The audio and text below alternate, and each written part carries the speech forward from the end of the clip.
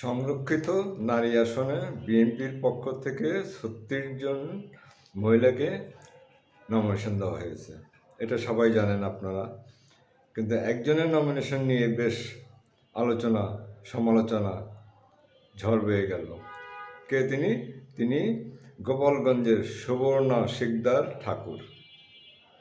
কে তিনি? তার আগে বলতে হবে একটা জিনিস স্মরণ করা দিয়ে আপনাদেরকে।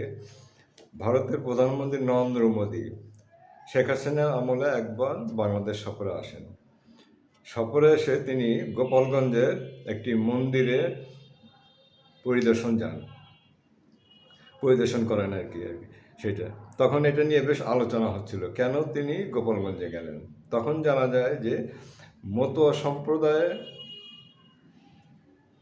কনভিন্স করার জন্য, অর্থাৎ তখন ভারতে ভোট হচ্ছিল আর কি, ভোট হবে ভবিষ্যতে এরকম। মতুয়া সম্প্রদায়ের বহু লোক ভারতে বসবাস করে, তাদেরই ভোট ব্যাংক কাছে নেওয়ার জন্য নরেন্দ্র মোদী এই সফরটি তখন করেন আর কি। এখন সুবর্ণ শিকদার ঠাকুর আবার বিএনপির নমিনেশন পাওয়াতে অনেকেই অবাক হয়েছেন। তিনি আসলে মতুয়া সম্প্রদায়ের একজন প্রতিনিধি।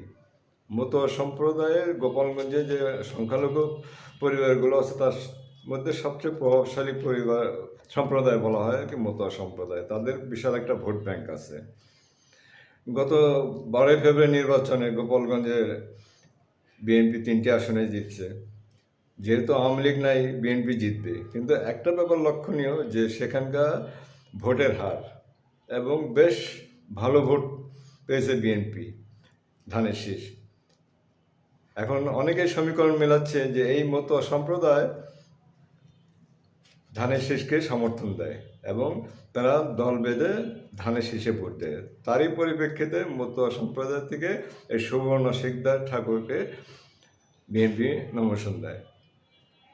এতে কি বোঝা যাচ্ছে? বোঝা যাচ্ছে যে, যেটা আমার ধারণা আর কি, যে বিএনপি তার রাজনৈতিক একটা বাক পরিবর্তনের চেষ্টা করছে। কি সেটা?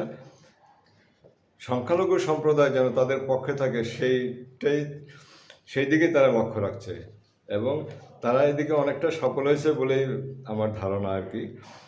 তো এইটারই ফলশ্রুতিতে সুবর্ণ শিকদার ঠাকুরকে নমিনেশন দিয়ে হয়েছে বলে অনেকে মনে করেন।